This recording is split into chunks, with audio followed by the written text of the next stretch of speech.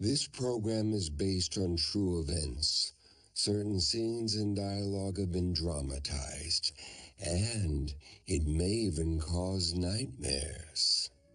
I'm Todd Robbins, and all my life I've been fascinated with stories so strange, so dark, so twisted. They couldn't possibly be true.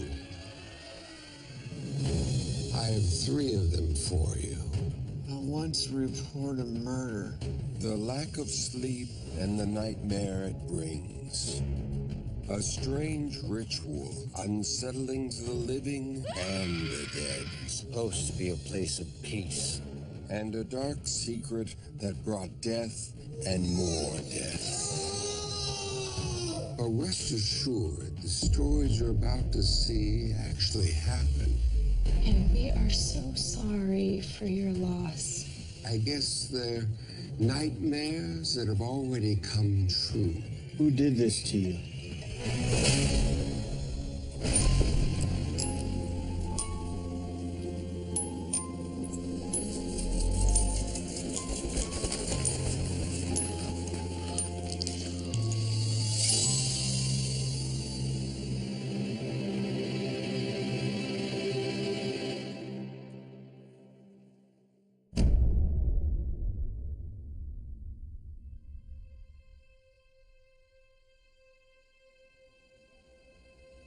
They say that nothing good happens after 1 a.m., and here it is 4:45, the time usually reserved for sleep. A good night's sleep is like a reset button. But take away sleep, and life can take an ugly turn. Here in this police station, a place that never sleeps, the officers had thought they'd seen it all. That is, until Ken Parks walked in. Can I help you? I once reported a murder. Excuse me? I once reported a murder. Control, I need a 1078 at the duty desk. Sir, I'm gonna need you to back away from the desk. I want to report a murder.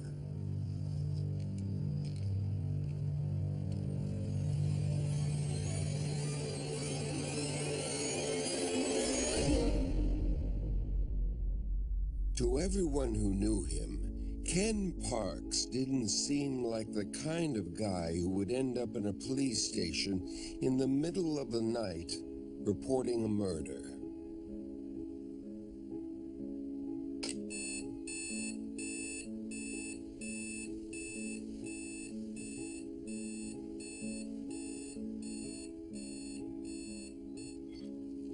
Ken and Karen appeared to be a normal young couple, new home, living in the suburbs of Toronto.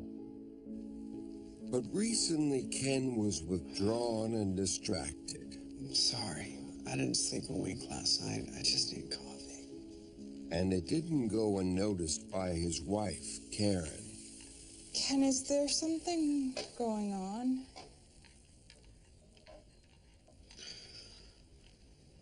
I'm dealing with some things at work.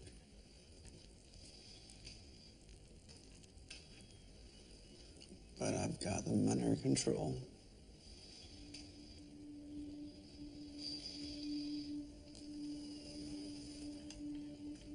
Ken's boss saw the changes in him as well.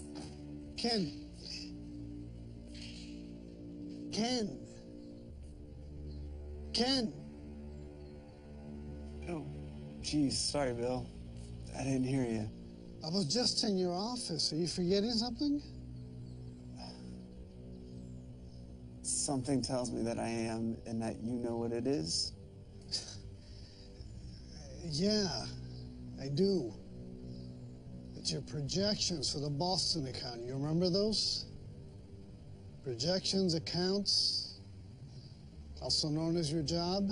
Yep, got it. Just slipped my mind. Boston. It's coming soon. I promise. hope so, Ken. I really hope so. You've been making a lot of mistakes lately. Is everything all right? Yeah. Just dealing with some things at home. I'm sorry to hear that. Is there anything we can do to help? Thanks. I've got that under control.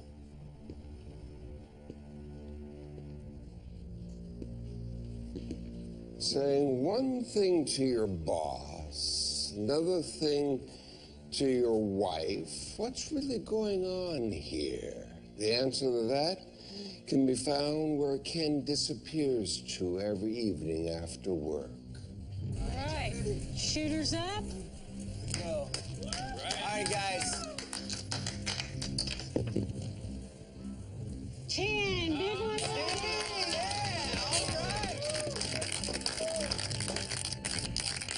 Place your bets. Everything. Hard 10. All of it.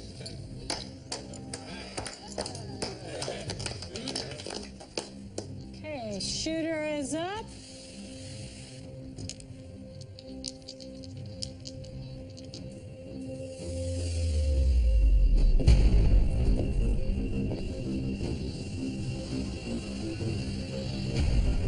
Seven out.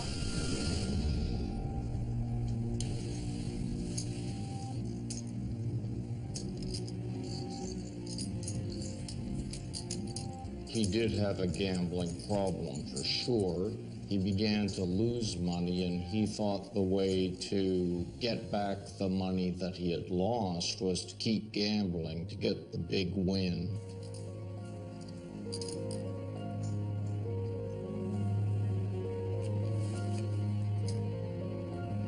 Ken's been losing money like this every night for the last few weeks. So much money, in fact, he's practically emptied his bank account. Ken, like so many gamblers, had a hunch. That hunch was that his luck was about to change. You know what? He was right. His luck did change. It got worse.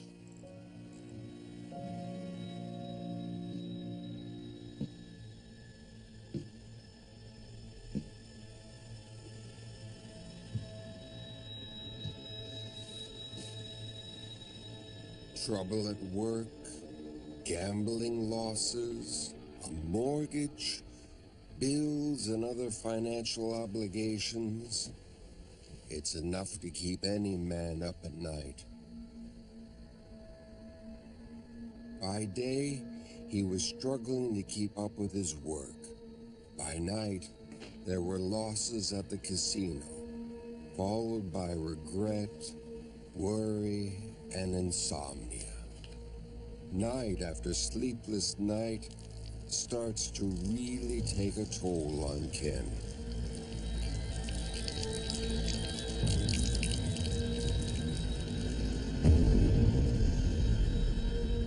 If you have sustained nearly total sleep deprivation, it can lead to a psychotic condition. People just lose their mind. So, we're trying to get this kitchen renovation finished. Soon, even his friends and in-laws start to notice that something is wrong with Ken. How could they not? Hey, Ken, you better flip that one. It's gonna burn.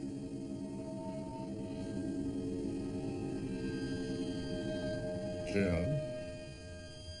Kenny, I was gonna say, you better flip that burner. Yeah. Thanks. Ken Parks had a very normal life. He was very close to his in-laws. All was going very well in his life until he developed the gambling problem.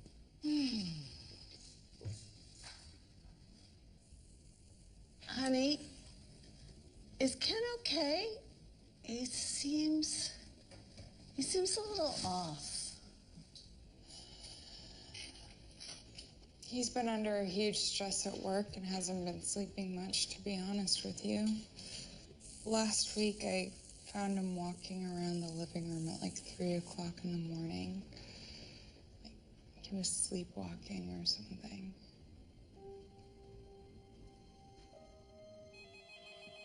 Ken never tells anyone about his financial troubles, not even his own wife.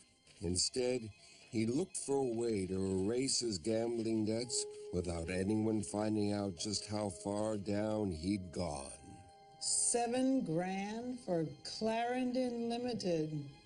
I never heard of these guys before. Vendors. Gotta pay them, Mona. You know, this is the third check I've written to cash this month. I guess it is. Boss man said he wanted it delivered today, too.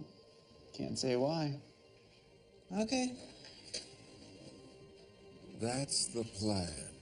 Steal money from work, gamble with it, win, pay off debts, and then replace the money into the company account before anyone knew it was missing.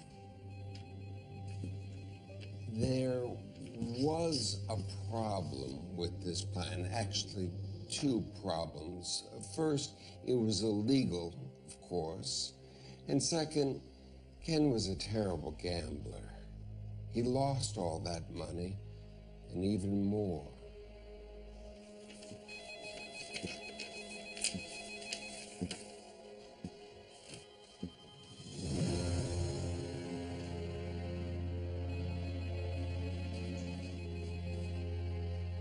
Ken had taken a little bit more than $30,000 from his employer through false invoices as a way of covering the debts. Ken, I'm going to need you to go with this gentleman, okay? We don't want any problems. Hey, turn around, place your hands behind your back. Interlace your fingers.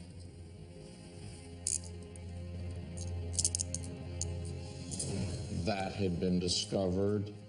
He had lost his job, and he had been arrested for that theft. All right, come with me. How could you do this? How could you lie to me? Forge checks? I mean, who are you? I can't help myself. I don't know what's wrong with me. When I'm gambling, it feels like I don't want to have any problems. How am I supposed to trust you? And my parents, what are they gonna say? God, I am so embarrassed. I'll do whatever it takes not to lose you. You're gonna go to Gamblers Anonymous? And you're gonna come clean to our entire family. I am sick of covering for you. And you sleep on the couch. I barely look at you, let alone sleep next to you. After spending a night in jail, very possibly the worst place to get a good night's sleep, Ken came home to face the music. His life was completely out of control, and now Karen was paying for it too. Ken never really did get that good night of sleep he so desperately needed. It was one restless night after another until he reached a tipping point and wasn't sleeping at all. And nothing good comes from that. All Ken needed was a good night's sleep. But no, the stress, the pressure, the lack of sleep was all too much for Ken to take anymore. This night, instead of getting a good night of rest, he was more restless than ever.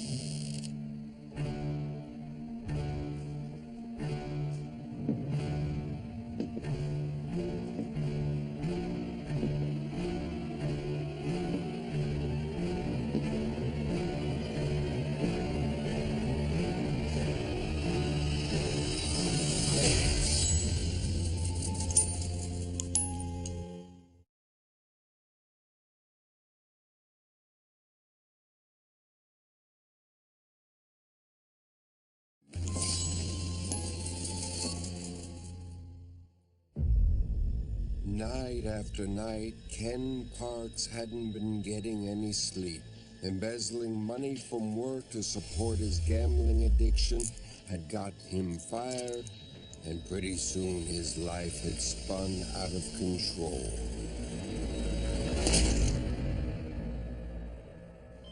As often happens when people are out of control, they end up in a place like this, talking to a cop. I want to report a murder. Yeah, you said that. Did you get all this blood? Are you shot somewhere? You stabbed? Sir? Hey. Where's this murder? 301 East 3rd Street. So I'm gonna have you come with me, all right? Come on. 301 East 3rd Street. It was an address that Ken knew very well, one he'd been to many times before. When he thought of that place, he smiled. But not after this night and what had happened there. Until Ken walked into the police station with his hands bleeding, the police were completely unaware that anything had happened.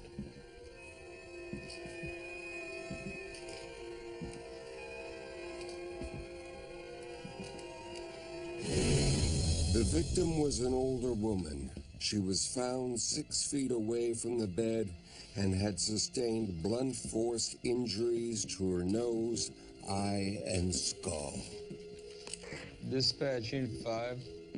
One female appears to be deceased. The woman had also been stabbed repeatedly in the chest. The fatal blow, a stab to the heart. Sir, who did this to you? Was a son-in-law, Ken Parks. Ken Parks? Sleepless Ken Parks had somehow turned into a living, walking, killing machine who stabbed his mother-in-law and nearly killed his father-in-law as well. It was a shock. This was Ken's family, people that loved him. Why would he do something like this?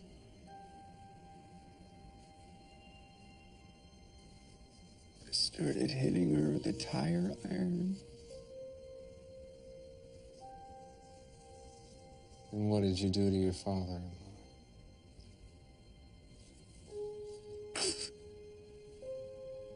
I choked him, and I hit him until he stopped moving.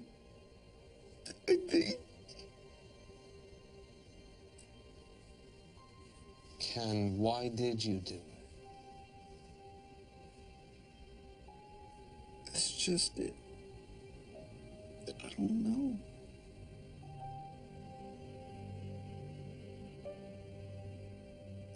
I don't know.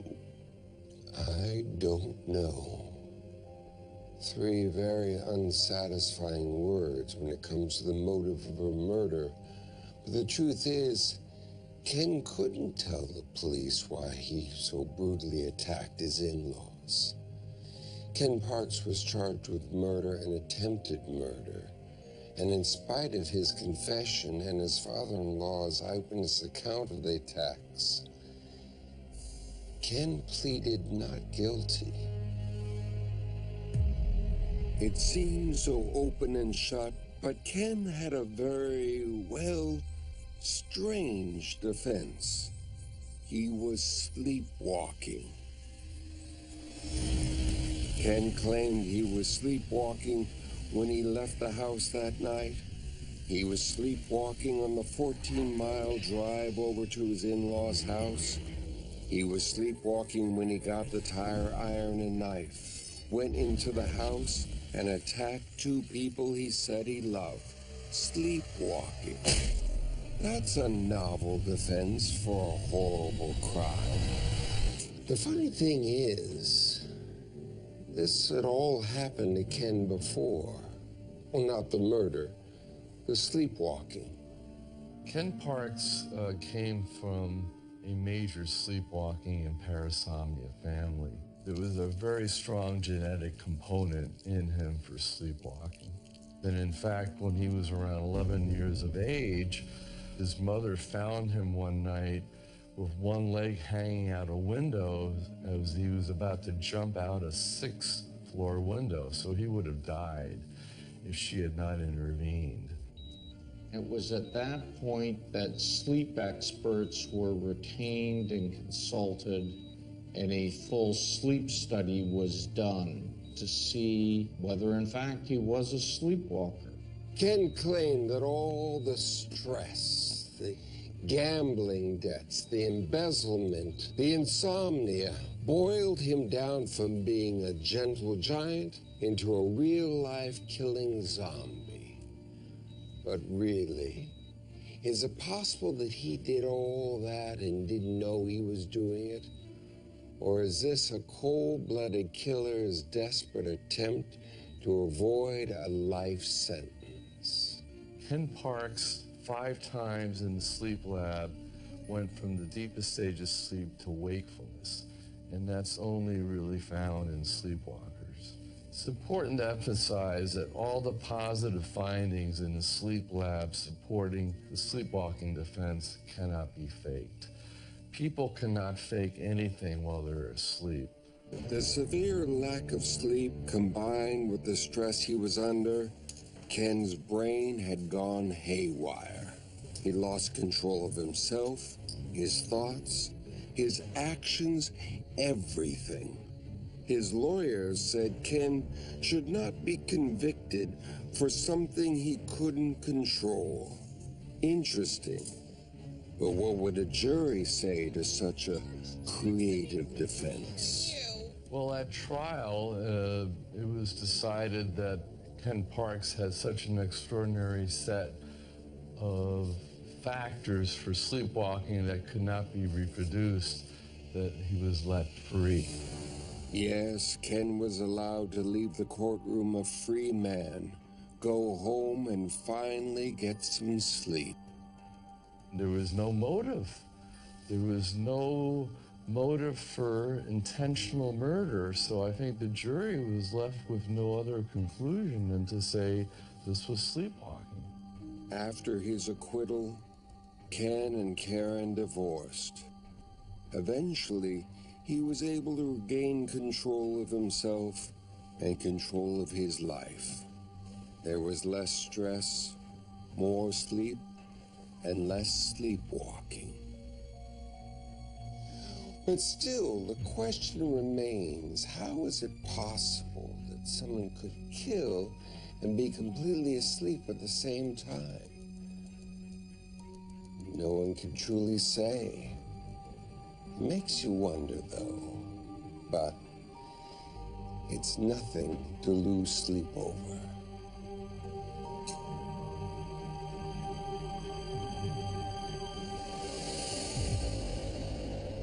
Death is known as the long sleep.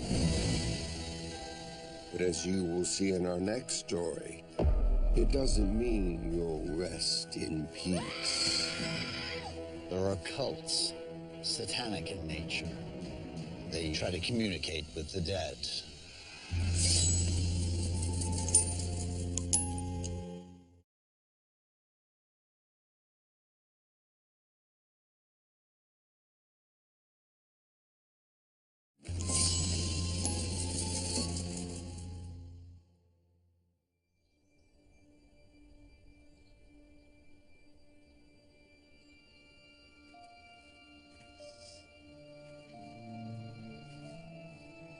A graveyard is a solemn place. A place to mourn, a place to say goodbye, a place to offer up a prayer or a small gift in remembrance. It is a place of peace, but not always.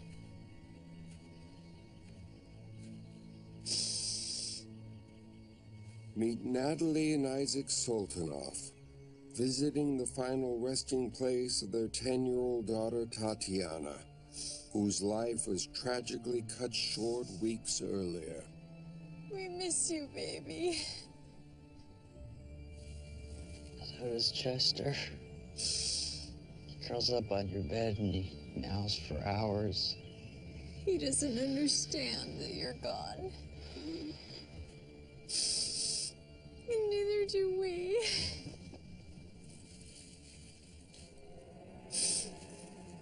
What is that?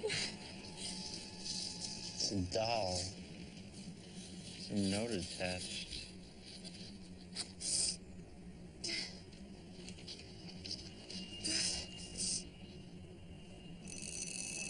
What does it say?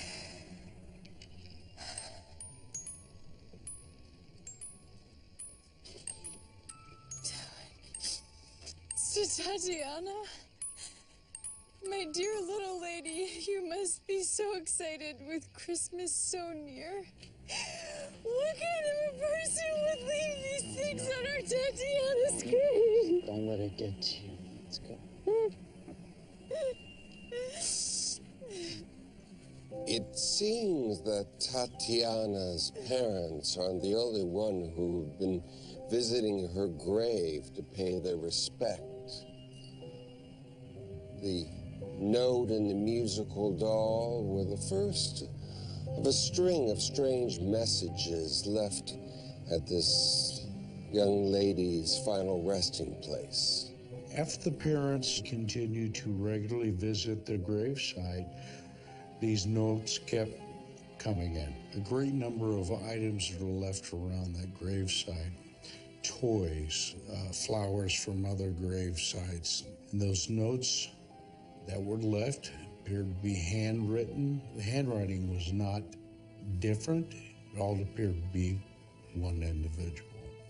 The notes kept coming, but soon Tatiana's gravestalker left a message of a different kind.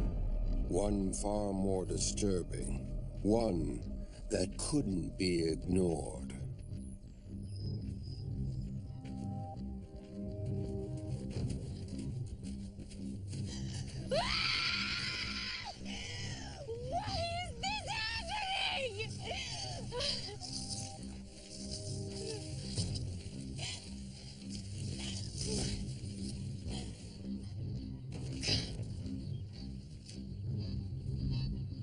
They came to the gravesite to find that tombstone vandalized, the gravesite desecrated. With that, they immediately went to law enforcement to seek their help. Sadly, Tatiana's family wasn't the only one to be tormented by this heinous act.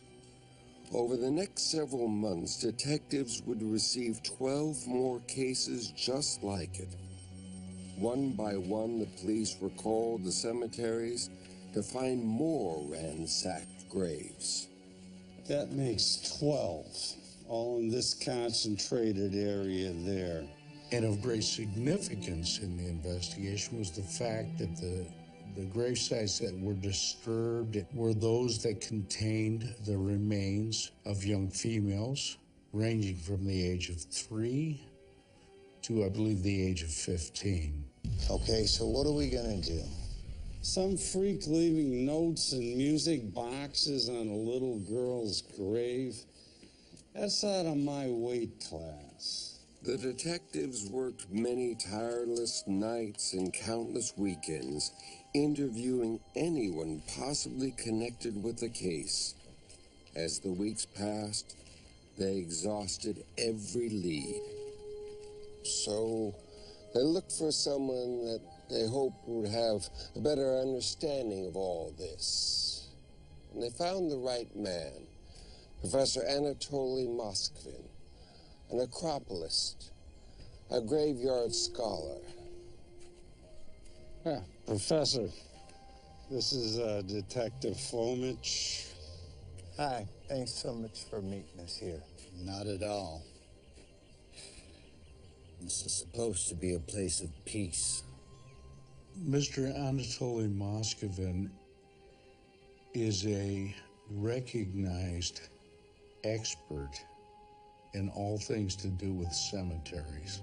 The investigators explain their plight, the desecrated graves, the messages for the dead popping up in graveyards all over the city, in hopes Moskovin can help them shed some light on the type of person who would be capable of such sinister acts. I've seen this before. Sometimes it's a deranged mourner. He's lost someone himself, but sometimes it's something darker. This is more rare, but it's not unheard of. There are cults, satanic in nature. They try to communicate with the dead, get messages across to the other side, as it were. And it can go beyond desecration of the gravesites. Extreme cults can go so far as to desecrate the body itself. Have you discovered anything like that in your investigation so far, detectives? They couldn't get it out of their minds. Questions needed to be answered. And for that, it required doing the unthinkable. The detectives asked Tatiana's parents permission to dig up her casket. Let's go ahead and open it up.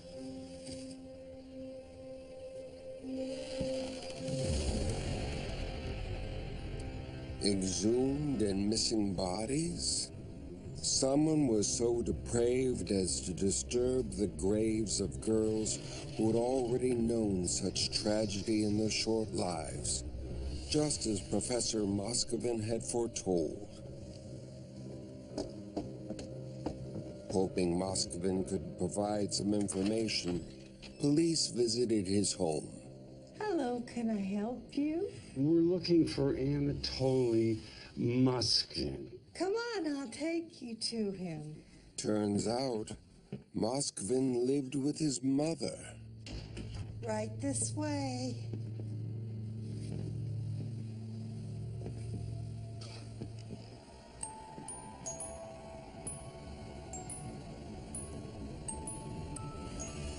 What's this? A middle-aged man with a life-size doll collection? No, that would be weird. What's going on here proved to be something much more demented.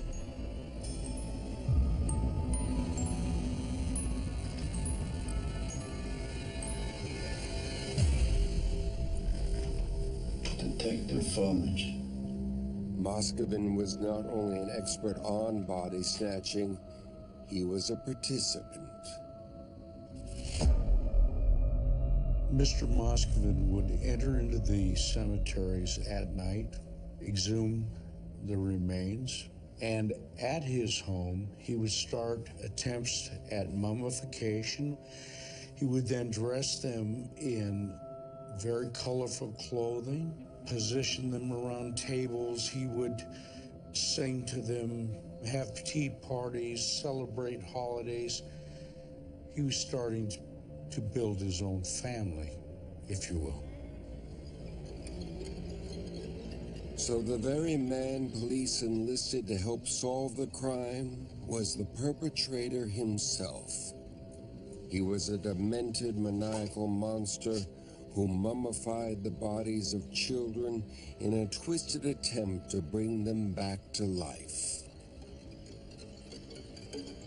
Mr. Moskovin had a strong fixation for young girls.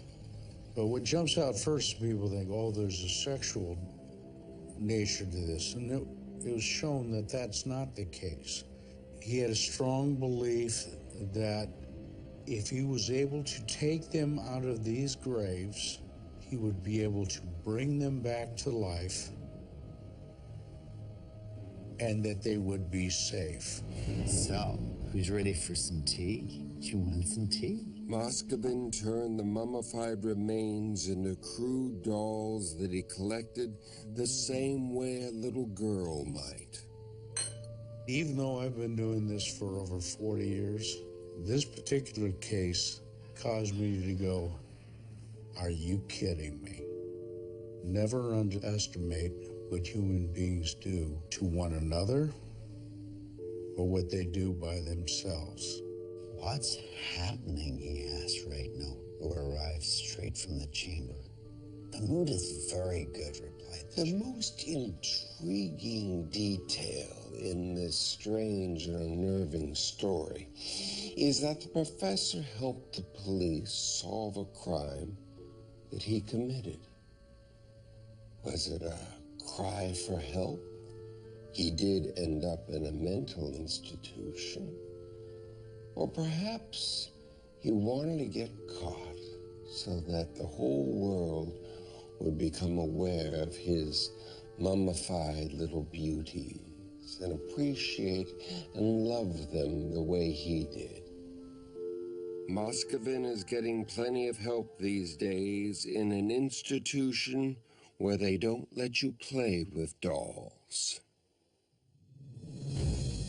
As we grow older, we grow wiser. But in our next saga, no one got wise to what was going on until it was too late.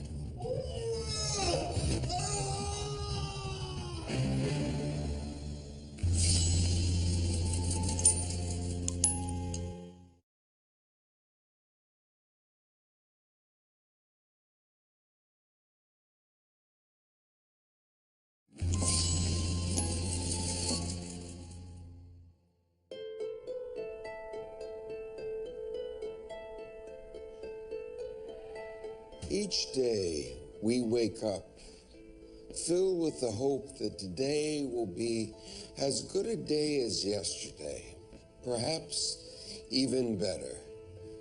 But one day we wake up to discover that we can't do all the things we could do the day before, and the next day we can do even less. It's called getting old. And eventually we'll discover that we can't go it alone, that we need help. And when that happens, well, we might end up in a place like this. Out here in the courtyard is where you'll find most of our residents on days like today. Amy Archer was the proprietor and head caregiver at the Archer Home for Senior Citizens. Cutler! Oh, what did we say with that cough? She looked after the many elderly patients as if they were her own family. It's a little chilly. Why don't we get you a sweater? Frank, could you help me out, please? One of those family members was Frank Andrews. Although he was a resident of the home, at 61, Frank was younger and healthier than the average guest and would assist Amy with the other patients. In exchange, he got a nice place to live, full of good friends for a good price. Frank Andrews, he was very vigorous. He did chores around the house. He embraced the opportunity to live at the Archer home.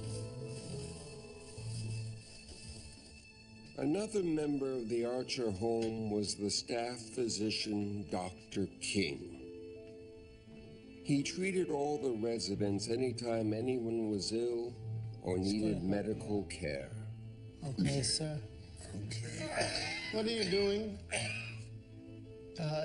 Mr. Cutler's cough. It seems to be getting worse. Besides being Amy's helper, Mr. Andrews, I wasn't aware that you also possessed a medical degree. Well, his cough is... I'm well aware of Mr. Cutler's condition. I suggest that you keep your offers of help confined to your areas of expertise, namely the garden People moving into the Archer home would be provided with medical care. Dr. King was the person who came in and tried to treat them and get them back to glowing health. Thank you, Frank.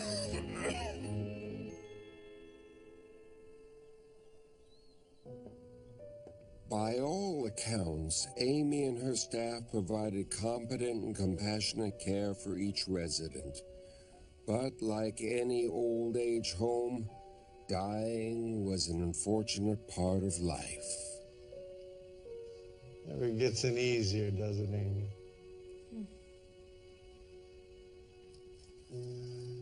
Time of death, 3:28 p.m. In spite of Amy and Dr. King's efforts, the elderly patients would pass on, and the hearse would make routine trips from the Archer home to the morgue.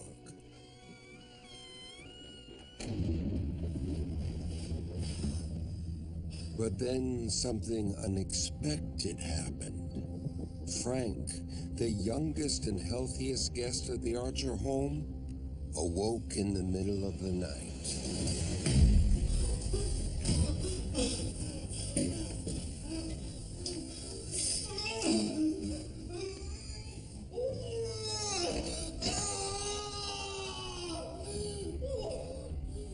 And without warning, collapsed and died face down on the bathroom floor.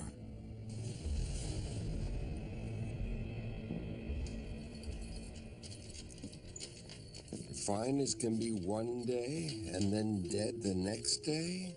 At 61, that's not supposed to happen. The death of Franklin Andrews took a number of folks by surprise, including his sister, Nellie. That's her there, Nellie Pierce. Mrs. Pierce. We are so sorry for your loss.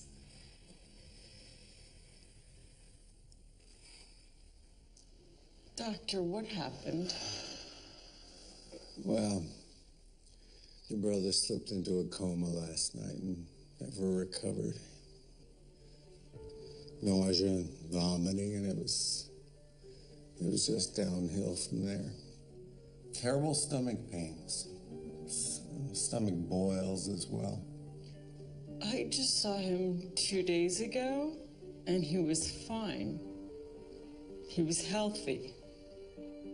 I don't understand Mrs. Pierce, we have your brother's personal papers and such, some of his books. You can send for his clothes and the rest of his things. Again, we are so sorry for your loss. I want you to know he was very well cared for here. Losing a loved one is always hard to accept. But for Nellie, it just seemed impossible. I mean, she had just seen her brother a week before, and he was fine, and now stomach boils, coma. It just didn't add up. There was only one thing for her to do. And he is in the best shape of any man his age, or even 10 years younger. He walked 5 miles a day, every single day. And I was with him on Saturday, 2 days ago. He was fine. Something is wrong. Miss Pierce, I know you're in shock with your brother's sudden death, but, he did live in an old folks' home. And, I don't want to be callous, but, those people that live in those places, they die, No. Something happened. I know it. I feel it. Something happened. Mrs. Pierce, I can't go over to Archer home just on your hunch. I'm sorry. Really, we can't help.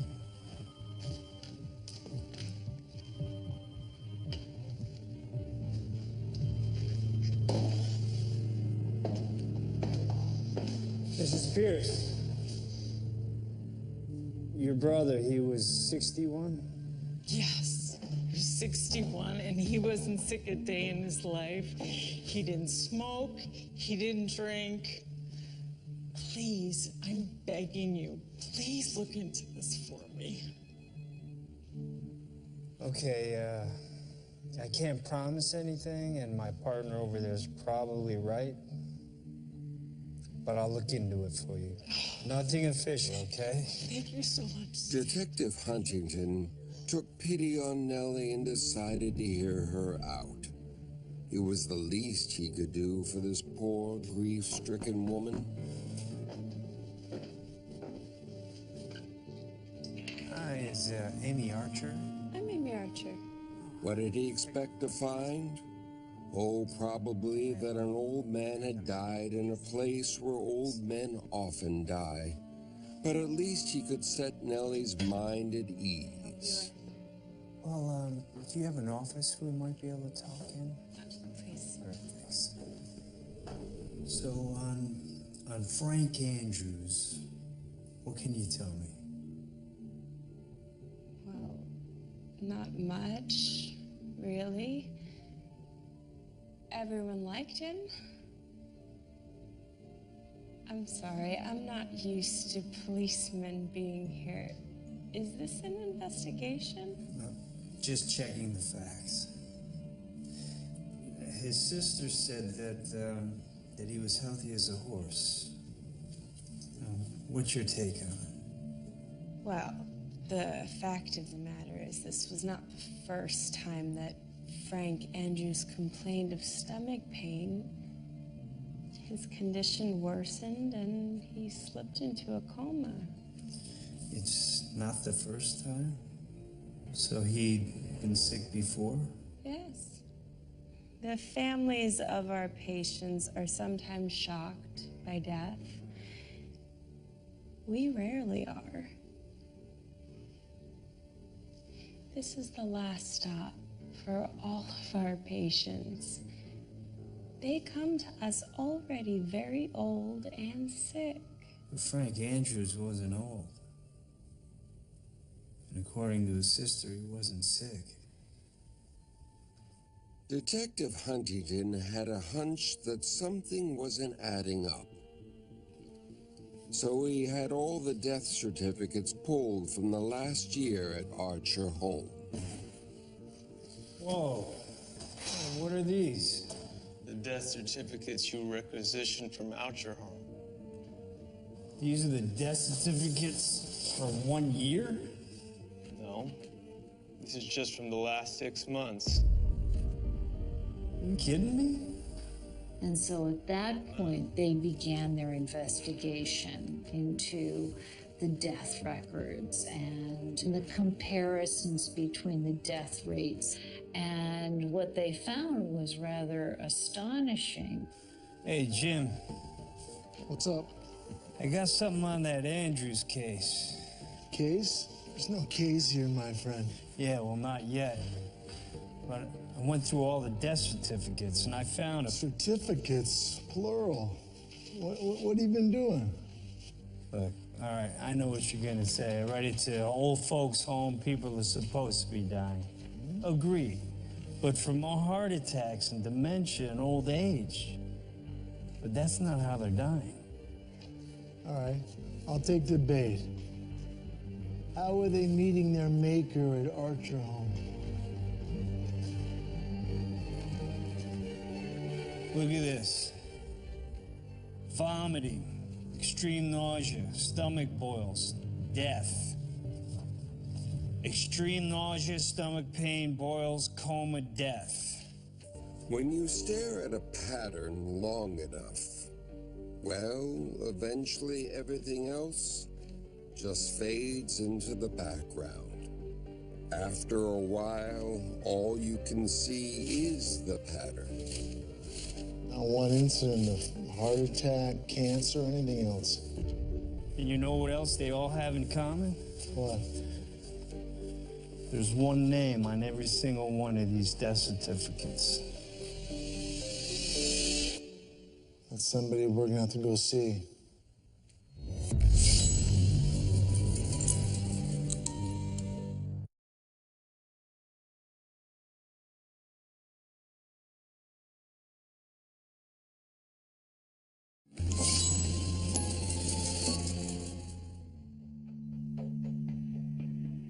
The Archer home was a safe place for the elderly to live out their golden years.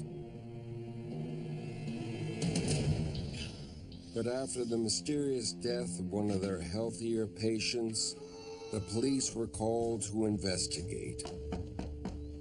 And what they uncovered seemed to point at one person. All the death certificates of the people that passed away at Amy's home were signed by Dr. King. If there was anything lacking or suspicious in Dr. King's documentation of the deaths at the Archer home, the local coroner or medical examiner would have noticed. But Windsor, Connecticut is a very small community. And Dr. King is not only one of the few physicians in the area and the resident doctor here, he's also the local coroner and medical examiner. That raises a few questions now, doesn't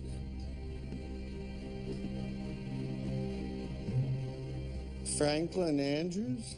That's Frank, but yes. Well, nausea, vomiting, fell into a coma. Stomach boils? Stomach boils, yes. You find it odd, Doc, that a lot of the patients here seem to die of stomach ailments, as opposed to, say, cancer or a heart attack? Well, Detective, I'm a doctor with a lot of old, sick patients, so no, I don't find it particularly odd. I find it just a regular part of the job. You know, much like writing parking tickets for a policeman like you. Okay, Doc. I get the point. If we can get a copy of the autopsy results, we'll get out of your way. There was no autopsy. I examined Andrews the way I examine all the patients who die here, but there's not an autopsy, I mean, ever. Patients who die here don't get autopsies. You know what that would cost? Now, I have a lot of sick patients to attend to, so if you two would show yourselves out. None of the residents at the Archer home, no matter how they died, ever got an autopsy. That's another pattern. But this is one pattern that the investigators have decided to break. So the detectives order that Frank Andrews' body be exhumed. And what they find is astonishing. Post-mortem examination conducted March 11th, I, the undersigned, find the decedent, Franklin Andrews, did expire to global organ failure. Examining the heart, liver, and lungs, I did therein find a level of arsenic contamination and levels of arsenic components several times in excess of 0.4 parts per million, which is the baseline for arsenic poisoning. Wow. Arsenic poisoning. Suddenly, all those strange stomach ailments and comas make sense. So the detectives turn their attention back to the man responsible for the patients at Archer home, Dr. King.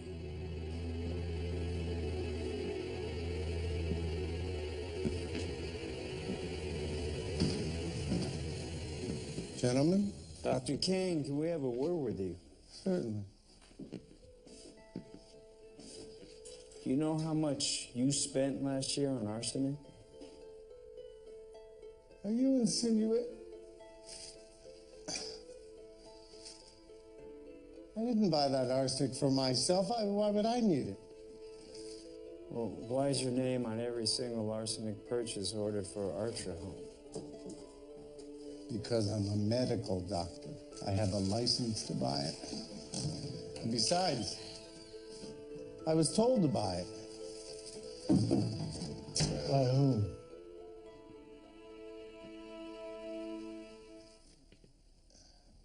By Amy Archer. She said she had a rat problem. Amy Archer does have a rat problem, and that rat is Dr. King. He's ratting her out to the police. He told the detectives that Amy asked him to order that arsenic, and lots of it. He didn't ask questions. She said she had a good use for it. And she does. But it's not the one that the good doctor thinks it is. Turns out the great deal Amy Archer was offering residents, a clean, safe place till the end of their days for one flat price, wasn't such a great deal after all, for Amy or the residents.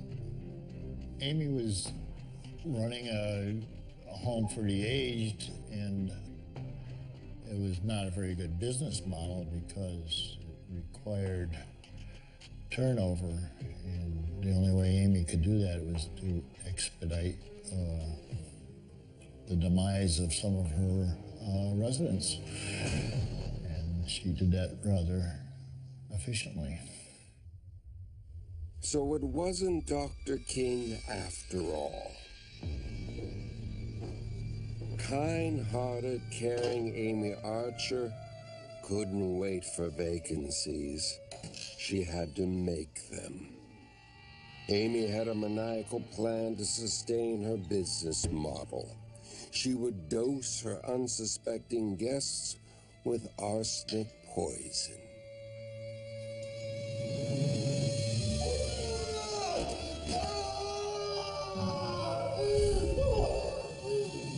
As soon as one resident died, Amy would move another unsuspecting victim right into their place, so she could repeat the pattern and keep her business alive.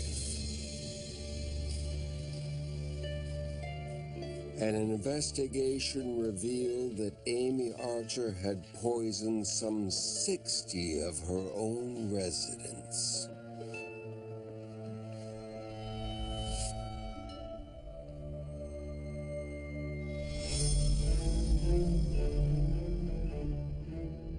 Amy Archer didn't play the role of a nurturing caregiver. She played the angel of death, deciding where and when her residents would die so that she could then move in other paying customers and then kill them too, all in cold blood. Amy narrowly escaped the death penalty. Instead, she lived out the rest of her days in a mental institution. She died in her 90s. She lived a long life and died of natural causes, the one thing we all hope for, and the one thing that she denied so many residents of the Archer home.